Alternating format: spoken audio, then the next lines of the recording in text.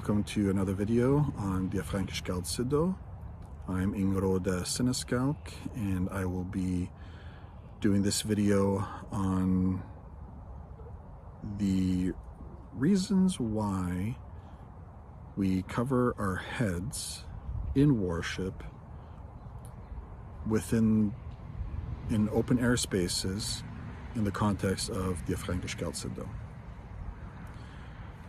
So you may have noticed in my videos that when I'm doing my offerings, that my head is covered by this here covering. It is known as a helig hood or a holy hood. In TFA, we have adopted the form of worship as the Romans had, known as capite veluto, with covered head. There are a lot of reasons for this, and I'm going to try and parse those out. Firstly, when it comes to heathens, Germanic heathens, there's no real clear-cut evidence which indicates specifically whether they worshipped with covered heads or not. We do know that when Christianity was early adopted, there was some head covering, usually along some gender roles, more so for women than men. TFA has none of that. We do not prescribe to any of those gender roles in worship. We do have some archaeological findings of certain individuals who did have some type of hood or headdress, headpiece. We don't know to what degree that was a part of their worship, exactly how or why. We just don't really know. But what we do know is that the Romans did it, and the Romans had a significant influence on Merovingian Gaul. When the Western Roman Empire began to falter significantly, and we had a shift in power centers going from Roman centers to eventually Merovingian centers, power structures, that came hand in hand with the adoption of Catholicism, and so the lines are very blurred there. What we do specifically know is that the Merovingians had a thing for hair, specifically long hair for their rulers. There's been a lot of theories about this, a lot of papers and even books about long-haired kings, and notions that the long hair came out of some Christian ideas, maybe Old Testament related to Samson. But again, we don't know 100% why the Franks, and again specifically the Merovingians, were so tied to their long hair. But we know it was important, so much so important that if they did not have long hair, they could not rule. If they got their hair shorn or tonsured, they lost the ability to rule. And we see this again and again across the histories, like so much so that it cannot be denied. One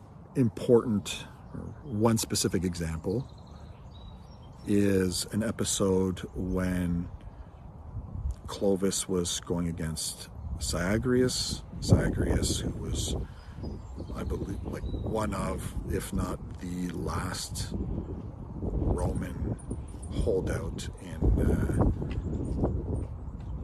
northern Gaul, whom Clovis overthrew.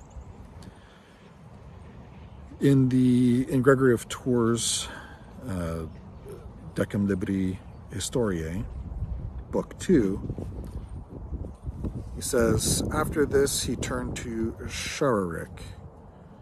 When he had fought with Sagrius, the Chararic had been summoned to help Clovis, but stood at a distance, aiding neither side but awaiting the outcome, in order to form a league of friendship with him to whom victory came. For this reason, Clovis was angry and went out against him. He entrapped and captured him and his son also, and kept them in prison, and gave them the tonsure. He gave orders to ordain Chararic a priest and his son deacon.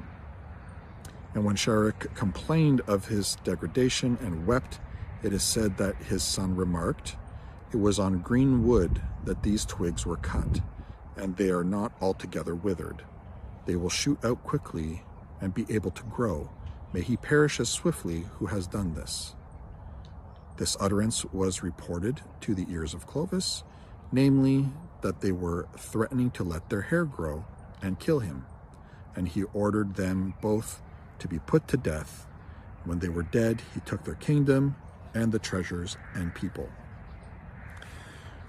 This is a really interesting passage, and it's not the only passage like this. There are many, many, many passages in Merovingian history where we have this question of cutting hair, letting hair grow, going into the monastery, wait till your hair grows, take revenge, and so on.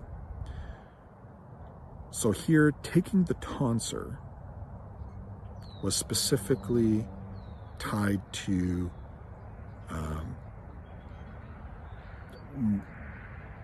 priestly functions in Catholicism.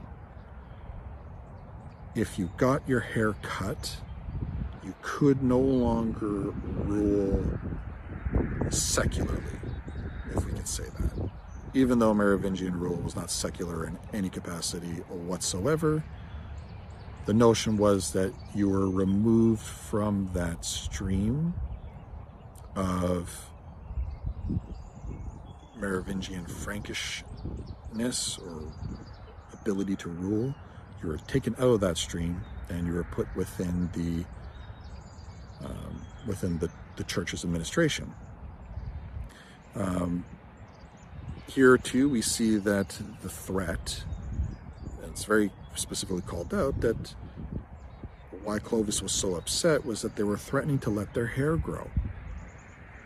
Which indicated that they're going to take up rule again, and that they were going to kill him.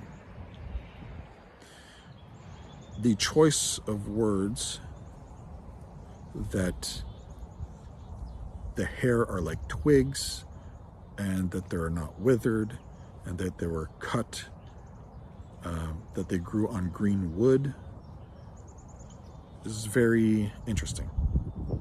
It links hair with vitality, but also with natural cycles, with trees.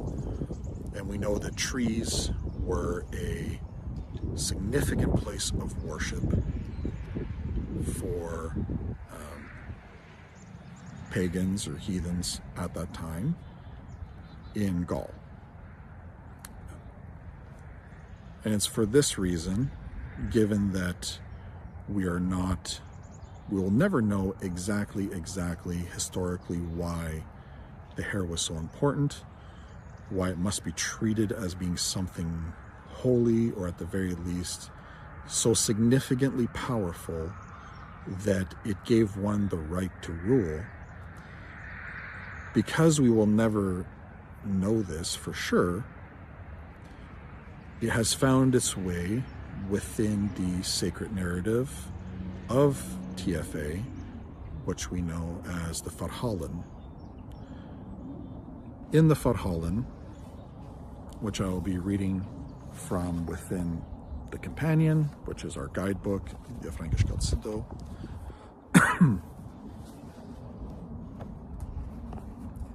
In the Farhalon fra Aranmânôth, section 7, says, to give a little background, or a little, to really understand Aranmânôth VII, you have to pair it with Aranmânôth VIII.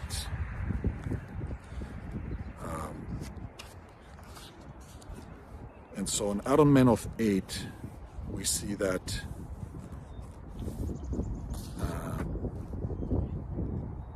the gods, well, actually, let's take it back even further. Everything really has to be taken into context, read together. However, the gods, Ingwo, Istro, and Irmin, they come to this holy grove. They perform a sacrifice there, and through that sacrifice,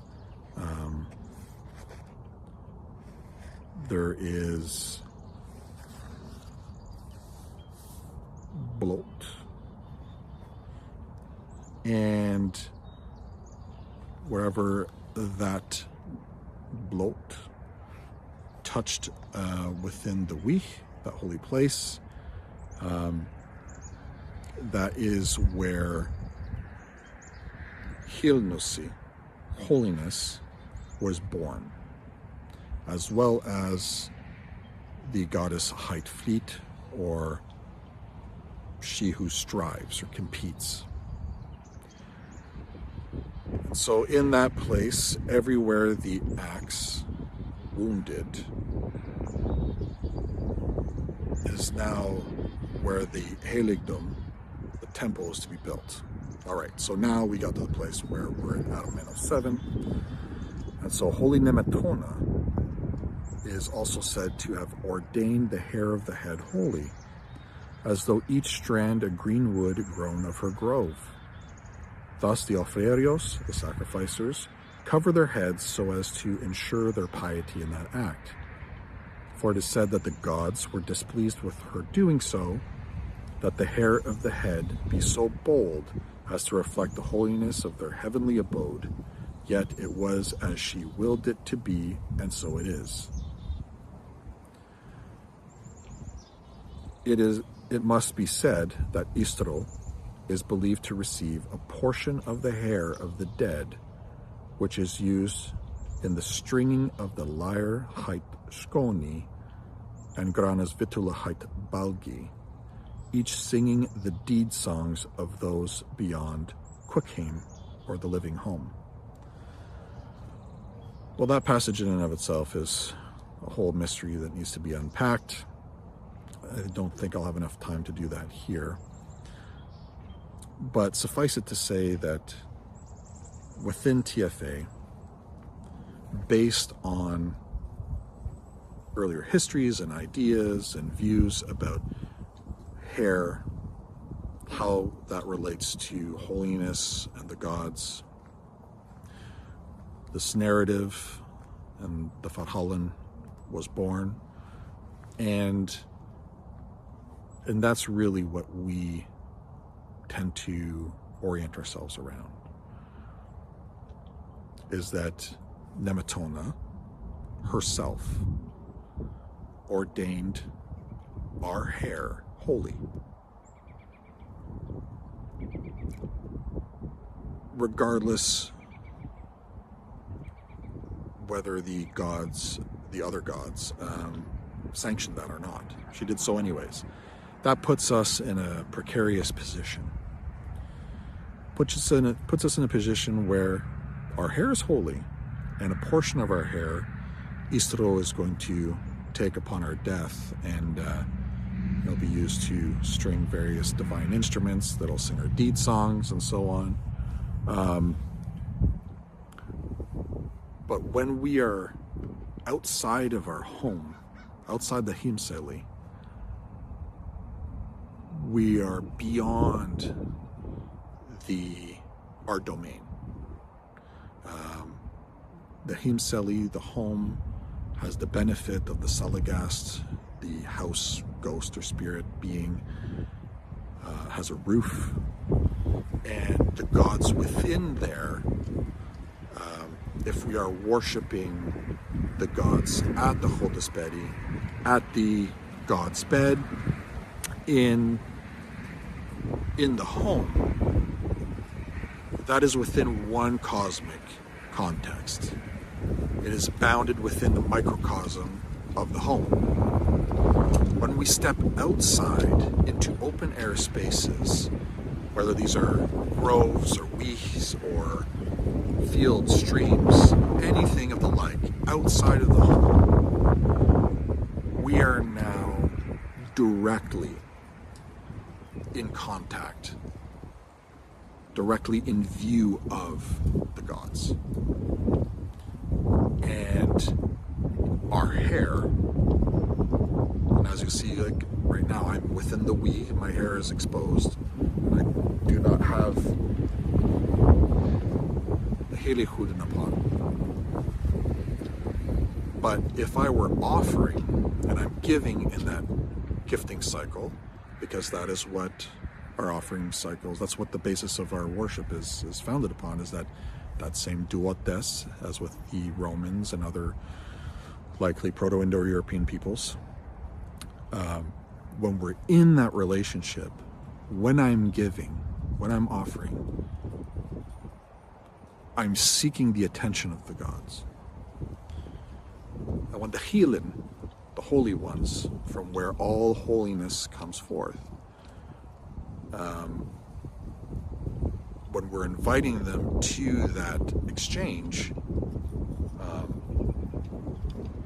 then we're asking them to look upon me with favor, look upon what I'm doing. I'm in the process of offering to you because, the gods gave us the first gift, right? Our existence. And we can never repay that. We can never give back one for one. The gifting cycle is always going to be asymmetrical. And so, because we can't do that, we recognize that first offering, that existence that was given to us, and we return that in our own offerings to them. That whole I give so that you may give. And when we're doing so in open air spaces, outside of the home, beyond the roof, beyond the celagast, beyond our own domain, we must cover our heads. We must cover our hair. Because we're in that extremely sacral, extremely liminal, but extremely precarious position that Nemetona defied the other gods and made us who we are for our hair. Made our hair holy. We didn't ask for that. That's how it is. And the gods viewed that as a bold act. And we do not want to be disrespectful to the gods. Not at all. We want to do the opposite. We want to show that piety and that humility. And so, in a nutshell, that's why we do it. That's why I do it. That's why when you see my videos, this is how I'm presenting myself with the heilighood. And the heilighood is a strip of cloth. It is measured to the proportions of the offreri, the one who is offering. It is 2 cubits by 1 cubit, and then tied together by this string here, or some type of cordage. And the reason why it's proportionate to us is because it's us, it's personal, it's our piety before the gods. It's our hair. And so if we are doing so, if we are offering in such a way, we do so in the way that is reflective of that, our responsibility. All this information is again found in the companion, our guidebook. A copy is available online that you can read through PDF free of charge. If ever you wanted to purchase a copy that was a hard copy, you can do so as well. But yeah, thank you very much for listening and learning. Much appreciated. Hail and thank you.